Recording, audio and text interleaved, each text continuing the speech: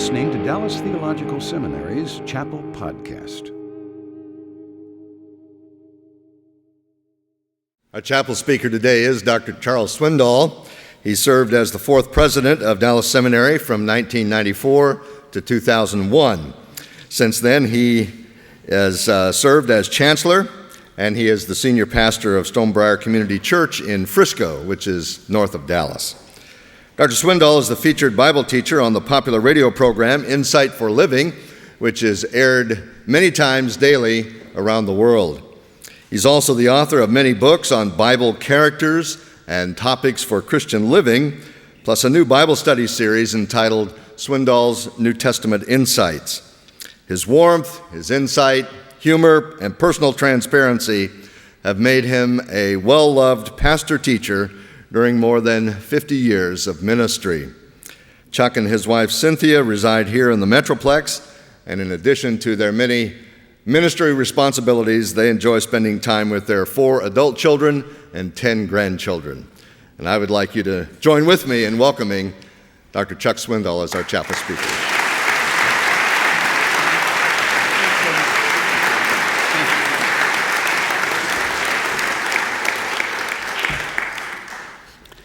Well, let me add my word of welcome to you who are on the campus and looking things over. I understand how you feel. We have all been there at one time in our lives, and you are seeking the mind of God. That's a big decision for you. And I want to encourage you to take your time and make that selection very carefully. It's a long journey, and it's a rugged journey. It's difficult on purpose because ministry has its difficult times as well. This is great training for that. With all of that in mind, I want to begin by saying that all of us have shadows from our past. Those shadows have a way of haunting us, and if we're not careful, immobilizing us, even paralyzing us for whatever it is God may have in mind for us in His service. And that's true of everyone sitting out here in this gathering of students and potential students. It's certainly true of me, and it is true of every person sitting on this platform. We are imperfect human beings, having been born of imperfect parents, and all the way back to ancient days, all the way back to Adam. Because that is true, if you're not careful, you will miss God's best for you. So that's sort of the theme of what I have in mind. And with that in mind, I want to mention on the front end 3 of the very common perils that accompany us in life. And I have in mind those of us who are ever aware of the failures of our past. Here's the first one. And they all grow out of the stress created by knowing how imperfect we are. First is the problem of intensity. And intensity could be described as rushing ahead before we are sent. We've all done that. Rushing ahead before we have been sent. That's a problem related to intensity. And second, I would think, would be insecurity. The battles with insecurity brought on by retreating after we have failed. And we've done that as well. Some of you, quite likely, are in a retreat mode. You have blown it. You have made a serious mistake, or maybe a series of mistakes like that, and you have chosen to retreat. And you wonder if you'll ever really be used in any significant way. I understand those feelings. The third, and perhaps the most plaguing of the three is inadequacy. Inadequacy. And that would be described as resisting when we are called. Resisting when we are called. Rushing ahead before we are sent, and then retreating after we have failed, only to discover that God's plan for us is a magnificent plan filled with hope, but we resist it out of inadequacy even when we sense He's calling us. It was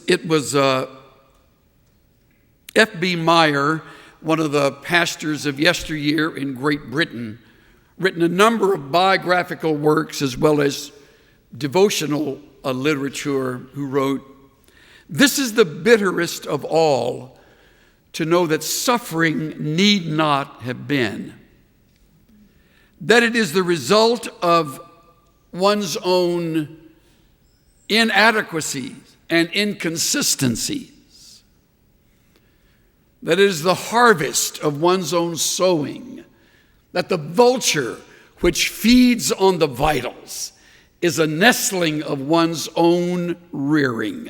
Aren't those great words? And then adds, "Ah me, this is pain.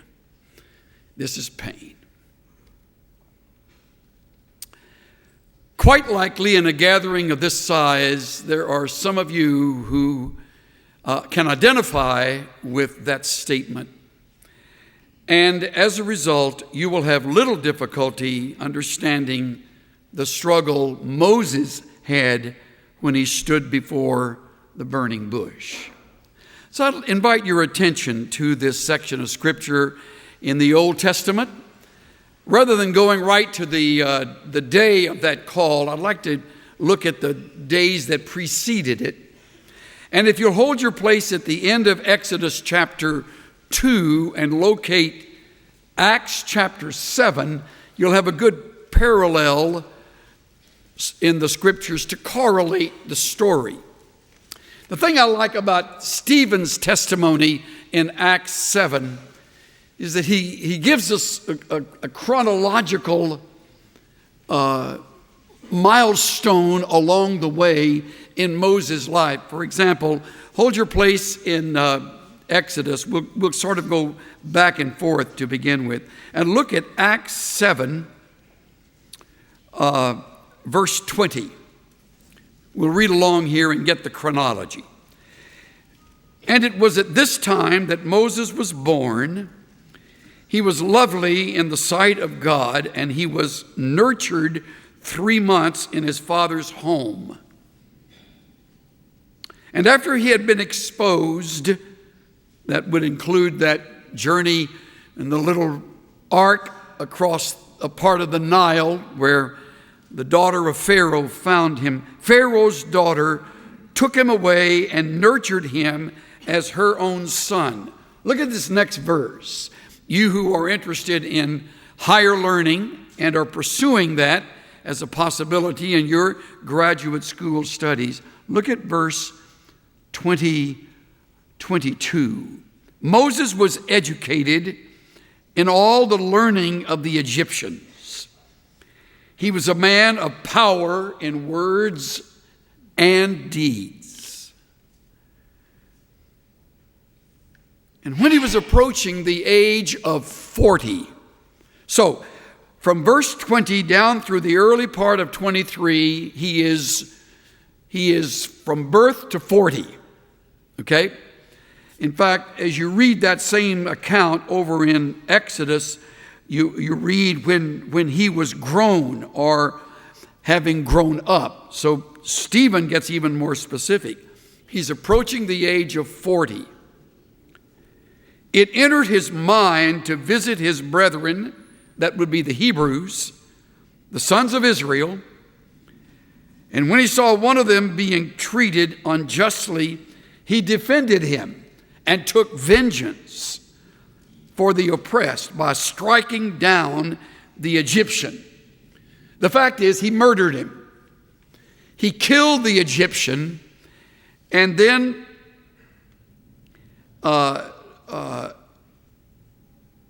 he thought that that would be understood by the fellow Hebrews. In fact, it says so here. When he saw one of them being mistreated, he struck him down, and he supposed his brethren understood that God was granting them deliverance through him, but they did not understand. Interesting thought here that you may not have pondered before. I think Moses, in some sense, had the understanding at some time before age 40 that he would be involved in the delivering of the people from Egyptian bondage. That's certainly what that is saying. He thought they would understand that he was engaged in the deliverance. And of course, they didn't understand. Moses hides this man he has murdered in the sand, and soon is found out. So he makes a dreadful mistake. To go back to earlier words, he rushes ahead before he is sent. And in the energy of the flesh, he takes the life of this Egyptian. And there begins a series of troubles for him.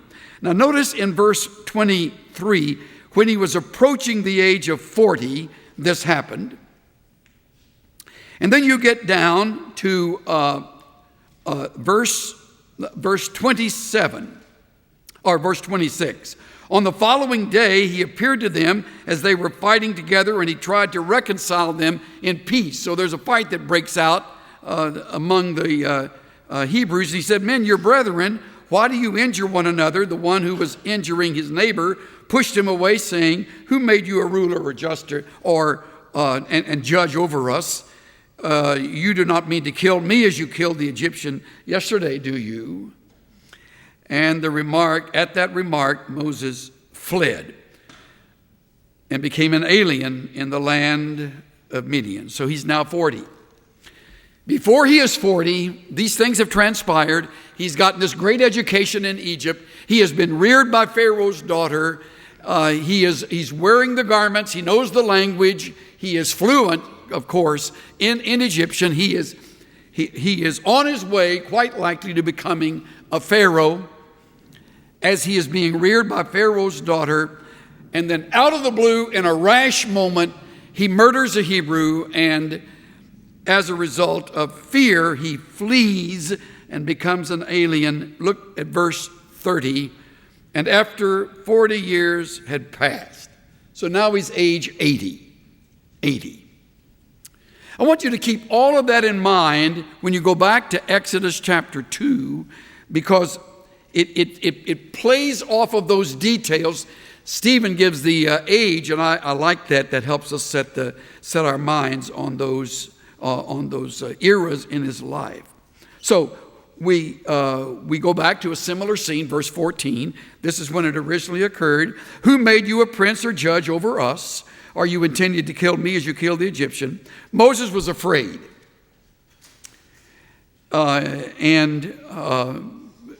He is saying, "Surely the matter has become known." And when Pharaoh heard of the matter, he tried to kill Moses, but Moses fled from the presence of Pharaoh and settled in the land of Midian and sat down by a well. This is the Moses we meet in chapter 3, 40 years later. So he comes to the Midian desert. He meets up with Jethro, becomes his son-in-law, marries Jethro's daughter, and then he keeps his father-in-law's sheep in the desert for 40 years.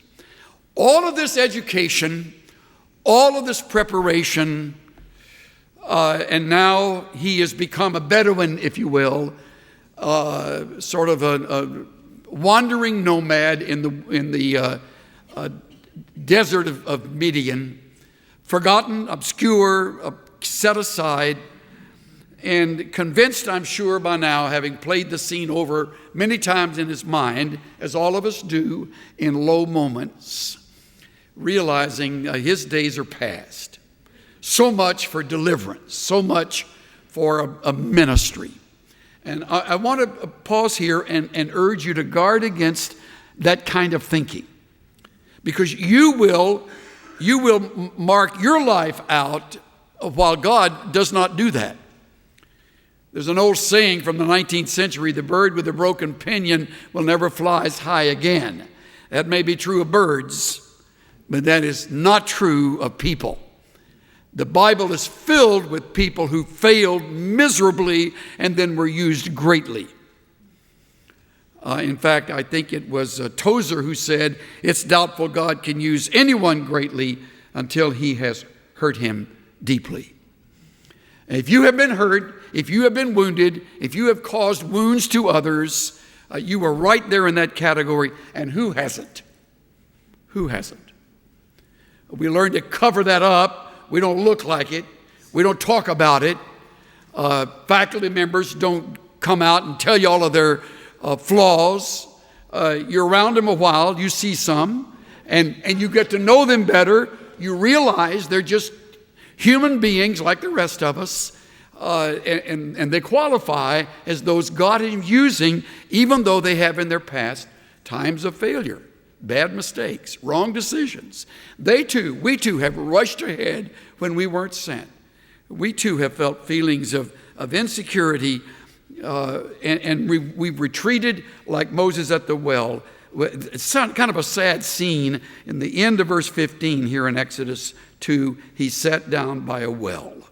Don't you wish you had his thoughts recorded for us in the next few verses? He has much to learn in the place of obscurity, and there he is. Verse 23 includes the words, in the course of those many days. Those are 40 years, in fact, have passed. So, now we're ready for chapter 3. Moses was pasturing the flock of Jethro, his father-in-law, the priest of Midian, and he led the flock to the west side of the wilderness, and he came to Horeb, the mountain of God. This is Sinai. He came to this mountain, 8,000 feet in elevation. He's at the base of this mountain leading these woolies as he has done one day after another. It's just another day. In fact, a simple outline for what we're going to be dealing with would be a day, verse 1, a bush, verses 1 to 10, a calling, which would be God's words to Moses to become his instrument for deliverance, and, of course, excuses. And there are 4 of them I want to point out, but now we are at the day. Days like this come, and they're never announced. They're never announced. Sometimes they come as you're driving into the driveway at your home. Occasionally they come as you're walking up the steps of the school. You're either thinking of attending or you're now attending. Sometimes they come as you're sitting in a library. Sometimes they come in the middle of the night when you can't sleep.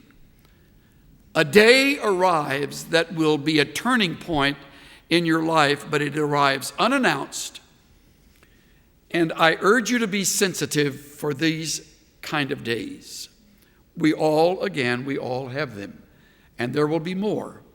Moses thinks this is just another one of those days. And all of a sudden, something occurs. The angel of the Lord appeared to him in a blazing fire from the midst of a bush. And he looked, and behold, the bush was burning with fire. That was not unusual, by the way. In the hot Midian desert, bushes sometimes spontaneously burst into flame. They're dry. These little dry, thorny bushes that grow in that region. But what is remarkable is that the bush is not consumed. It keeps burning. It keeps burning. It continues to burn. And it catches his attention. It arouses his curiosity. And Moses says, he speaks to himself, I need to turn aside now and see this marvelous sight, why the bush is not burned up. Now, Moses has never read Exodus 2, okay? So he doesn't know what's coming, and you don't know what's coming. And in the midst of an unusual moment, if you're not careful, you'll rush right on by it, because you've rushed by it before. And you've already pretty much marked your own life out as not that useful for the Lord in light of your past, the stuff you've done, things you've said, mistakes you've made, sins you've committed, the guilt, the shame, and all of that stuff the enemy would keep stacking up in your mind. Moses has no idea. And suddenly there's a voice that comes out of a bush that doesn't burn up. And it has his name, Moses, Moses.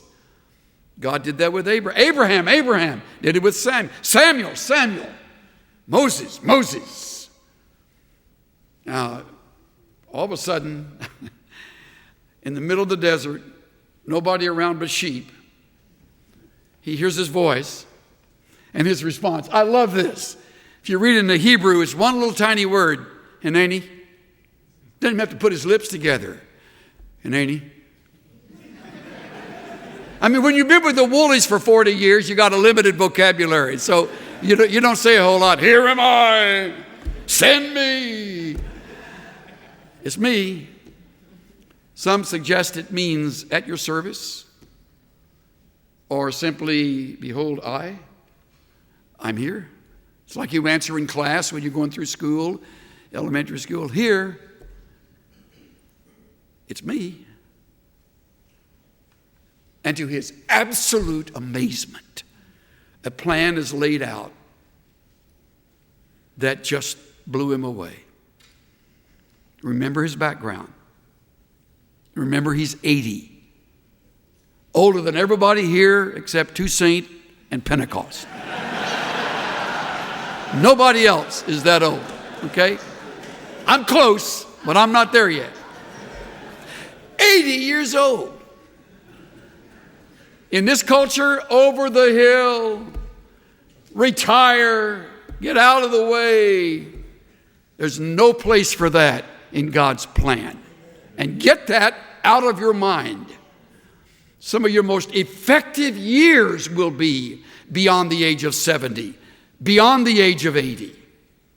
Should God's grace give you length of days. I mean, Moses is just now beginning to live. He's blown it up till now. Hineni, when the Lord saw that he turned aside to look, don't you love that? When the Lord saw that he took notice, that he gave him his attention, God called to him from the midst of the bush and said, Moses, Moses, here I am. Then he said, do not come near here. Remove your sandals from your feet. The place on which you're standing is holy ground. Without a word, Moses reaches down and unties the thongs of his sandals and steps barefoot onto the sand as he hears, I am the God of your father, the God of Abraham, Isaac, Jacob. Then Moses hid his face. He was afraid to look at God. Another reason he hid his face is that he had been so faithless before he was 40, and he remembered. He didn't know what to expect. This God has come back. Perhaps they weren't on much speaking terms. We know nothing of Moses from age 40 to 80, except that he kept the flock. Marries and has a couple of kids. Life sort of runs its course. And now the Lord says, I have surely seen the affliction of my people who are in Egypt and have given heed to their cry because of their taskmasters. I'm aware of their sufferings. I don't know how much Moses knew about it. There's no internet back then. There's no newspaper in the Midian desert. I don't know how much the word had traveled. He was certainly in a safe place away from the authority of the Pharaoh, so news of Egypt may not have come to him. Maybe all of this is brand new news. The next line blows him away. So, I've come down to deliver them. Remember that. Moses is never commanded to deliver the people. That's God's job. Moses will be the instrument of deliverance. He will be the human voice of deliverance. He has no power. He won't act on his own. It all must come from the living God. Remember that, you who are students, and all involved in a culture that's all about you, all about us. In God's work, it isn't. He does the delivering. I've come down to deliver them from the power of the Egyptians, to bring them up from the land to a good, to bring them up from that land to a good and spacious land, a land flowing with milk and honey, to the place of the Canaanite and the Hittite, and the Amorite and the Perizzite and the Hivite, Jebusite and the Termites. All of them, all those people are out there. Now behold, the cry of the sons of Israel has come to me. Furthermore, I've seen the oppression with which the Egyptians are oppressing them. Okay, so far, history lesson. So far, that's what's happening. So far, that's current events. But now, he says, therefore come now, I will send you to Pharaoh. Just like you would do, or I would do, certainly at this age in my life, and at this stage where I have done little more than rehearse my failures, that would shock me. I'll send you to Pharaoh that you may bring my people, the sons of Israel, out of Egypt. With this, resistance begins. We resist when we are called because we struggle with such feelings of inadequacy. The very first time I walked into Chafer Chapel, the summer of 1959, even though it was empty, no students were here. There were no summer classes back then. I walked in and instantly felt intimidated. I didn't come from a background of academia. I didn't have all the stuff that regular students had that were coming in. I was hoping to be accepted on probation. And I was so grateful for that. But I remember walking in this chapel. I remember the first time we were in this chapel and we sang. In fact, I think we sang, "All Hail the Power of Jesus' Name," which is our school song. And I remember sitting here as a first-year student with tears. There's kind of a mixture of intimidation and awesome respect and fear. Fear.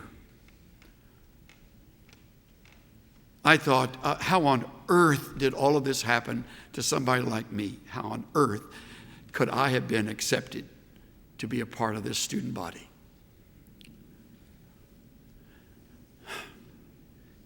And so I understand Moses. You understand Moses.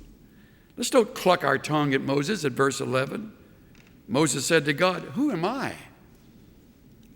See, Moses still doesn't get it. Ministry isn't about you. It isn't about me. It's all about our God. So one of your major tasks as a minister of the gospel is to introduce the people God brings with you and before you and around you. Introduce them to God. Help them know the living God. The better they know the living God, the closer they will walk with Him, and the better will be their harmony and their intimacy with the Almighty. But Moses' first response, who am I? Remember me? 40 years ago, remember? Who am I that I should go to Pharaoh, that I should bring the sons of Israel out of Egypt? Notice where his eyes are. Me. Who am I that I should go, that I should bring them? You didn't hear me, God could have said. I've come down to deliver them. I just need a voice box. I need a warm body. I need somebody who will take the staff and do the work that I will carry on through him. I just need you to walk with me. And Moses said, who am I? Look at God's response, so gracious. Certainly I will be with you. This shall be the sign to you that it is I who have sent you. When you have brought the people, don't you love when? Not, we're going to hope against hope. we really are going to work on this, and maybe we're going to bring him. He says, when you brought the people out of Egypt, you shall worship God at this mountain. You'll be right back here. I will give you my word in written form. It will be right here. In fact, he says, you will worship God at this mountain. I want you to be a worshiper, Moses. Walk with me through this. Well, then Moses starts his excuses. And I've listed 4 of them. Okay? They're going to sound awfully familiar. Moses said to God, behold, I'm going to the sons of Israel, and I shall say to them, the God of your fathers has sent me to you. Now, they may say to me, you put a lot of mays in your sentence when you're worried. It's all hypothetical. He hasn't even gone yet. He's already got a list whipped up on why he shouldn't be the one going. So his first excuse is, I will not have all the answers. I will not have all the answers. They may say to me, what is his name? What shall I say to them? God said to Moses, I am who I am. Introduce them to me. Then get out of the way. Thus you shall say to the sons of Israel, I am has sent me to you. Furthermore, God said to Moses, thus you shall say to the sons of Israel, the Lord, the God of your fathers, God of Abraham, Isaac, Jacob, has sent me. And this is my name forever. This is my memorial name to all generations. Go in my name. You may not have all the answers, but you'll have all of me. And you can count on that, men and women. There'll be so many times in ministry you will not have the answers. You will face situations that were not covered during your studies at this school. You will not find help in some book. You'll be hard-pressed to find verses that you can use to claim. You'll be at the mercy of your God, and he will come through. It's wonderful when he does. Moses has yet to learn that. So as soon as God finishes saying, you'll have all of me, Moses is ready with a second excuse. Chapter 4. Look at this. Moses answered and said, what if? There's a lot of what ifs in our sentences when we're worried. Now, what if they will not believe me? Or listen to what I say? For they may say, the Lord has not appeared to you. This excuse runs like this. I may not have all their respect. I'm going to stand before these people and I'm going to tell them the Lord's delivering, and they might say, who are you? Aren't you the one that killed that Egyptian? Aren't you the one Pharaoh ran out of town? If there are any who remember that. And so the Lord very graciously reveals to him that he will have all of his power. And the Lord shows him that by asking, what is in your hand? He says, a staff.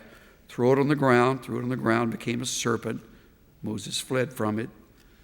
He said, stretch out your hand and grasp it by its tail. He stretched out his hand, caught it, became a staff. All of this happens right in front of his eyes, right there with his own hands in touch. Verse 5, that they may believe that the Lord, the God of their fathers, the God of Abraham, the God of Isaac, the God of Jacob, has appeared to you. And he gives them another sign. Moses has a third excuse, verse 10. Oh, this is so familiar. Moses said to the Lord, please, Lord, I've never been eloquent, neither recently nor in time past. You know what? That's not true. Stephen said he was mighty in word and deed. Moses has forgotten. Or maybe by now, he has cultivated his fear has given him an impediment of speech. You know, like the king's speech. And he says, I'm not eloquent. I wish you would please remove from your mind any thought of needing to be eloquent. Those who have ministered to me most effectively in my life have not been eloquent preachers. They've been faithful ministers of the word. They have been spokesmen for God who did their homework and presented the message of God in light of the needs in my life and others around me. But Moses has this thing on eloquence. Not before nor now. He says, I am slow of speech and I'm slow of tongue. You get that way. I've lost a step. I've stacked up 40 years in the past in the desert. I'm not able to stand and speak as you need someone to speak. I'm not your man. Now, sometime you aren't a good preacher. Sometime your gift is not preaching. And if it isn't, don't force it. Do us all a favor. If that isn't your gift, there are a lot of other areas of ministry away from and apart from the pulpit. So it's okay. When I was here, one of my profs in preaching said he had a young man just before our class that was convinced he was a preacher, and he wasn't.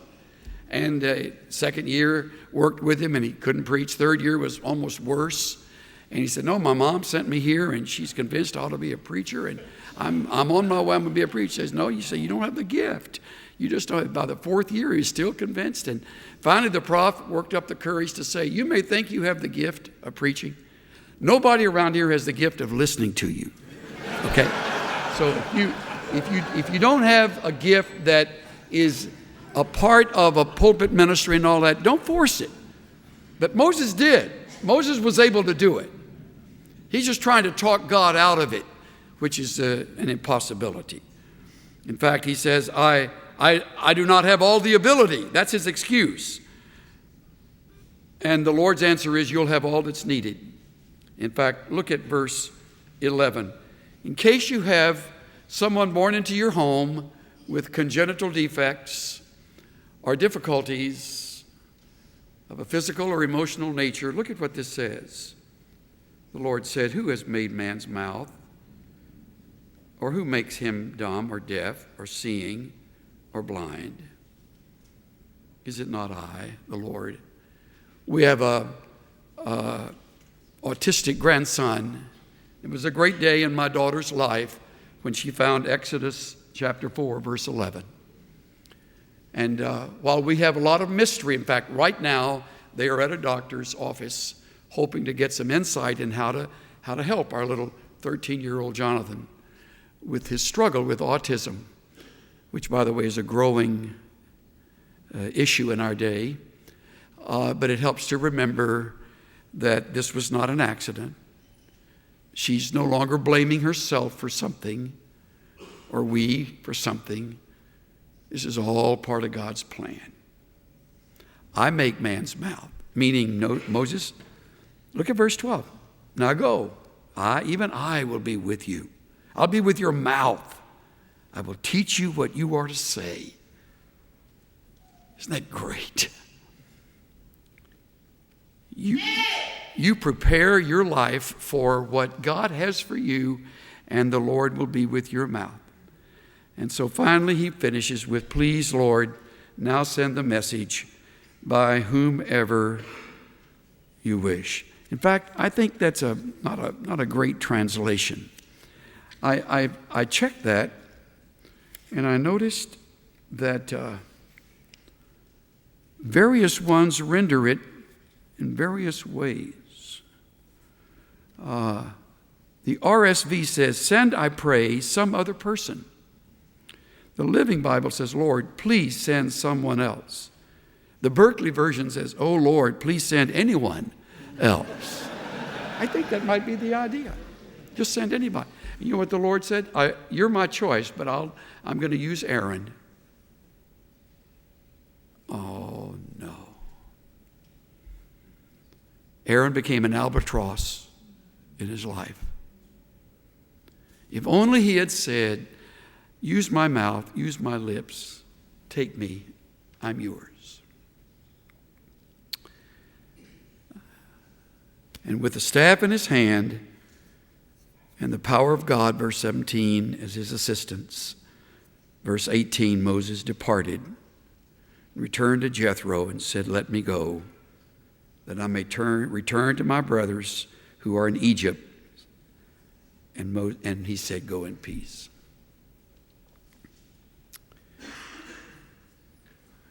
You don't know it, but you are on the verge of a magnificent future. You don't have any idea what that is, nor do I. If I knew, I would stop and tell each one of you, so you would be filled with hope. The Lord's plan for you is beyond what you can even imagine.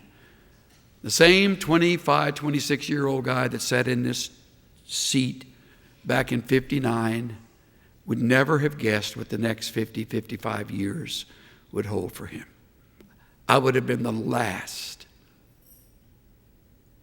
to declare that this would be true. I live my life surprised. I had people ask me, is part of the plan? I go, what plan? You kidding? I plan about this far ahead. Lunch is in about 30 minutes. I sometime look at the church God has raised up out there in little old Frisco. It's where we used to go hunt dove when I was here as a student. A dump. I don't tell them it's a dump, but back then it was like a dump. And look at what it is today. And look at that church. Look at this ministry. Look at this stuff going out on the air. I mean,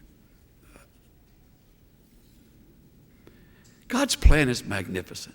Dale Galloway had a great little book called Dream a New Dream. Tells a true story of a couple that owned a little mom and pop store in this small town. Well, for some reason, the population grew. The city annexed the town. And before long, there was urban renewal. And nobody offered to buy their little parcel of land, but to their left, there was this magnificent, huge discount store that was built. Huge store, almost a block around it. To the right was a huge grocery store and hardware store combined. All of them selling for prices less than their little mom and pop store. And here they sat, wondering what in the world they should do. The dad had a great idea. He got busy and painted a sign, put 3 words on it, stuck it on the front of their store. Main entrance here.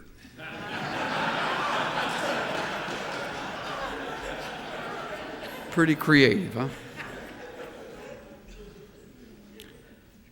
You think those gigantic things going on around you and that have gone on behind you have disqualified you? No. It's all part of God's plan. You're not in charge of your life. You're bought with a price. You serve the majestic God of heaven. He will use you in ways you right now could never guess. And when he does, tell me about it. I'll rejoice with you. If I'm not alive, Pentecost and Tucson will still be alive. Write them.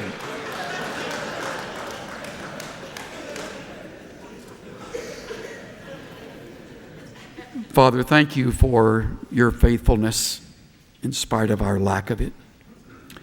Thank you for your grace, for chasing us down when we weren't wanting you or seeking you, for loving us when we were terribly unloving and unlovely, for using us when we were so without worth in ourselves. Thank you for your favor your surprises, for taking us from the pit and putting us on a rock and establishing our going, putting a song in our mouth, even praise to our God. How we love you, Father, the God of Abraham, Joseph, Jacob, Isaac, Moses, and all of those great lives on whose shoulders we stand. How we love you. In the majestic name of Jesus, we reaffirm our commitment to you today. Everybody said,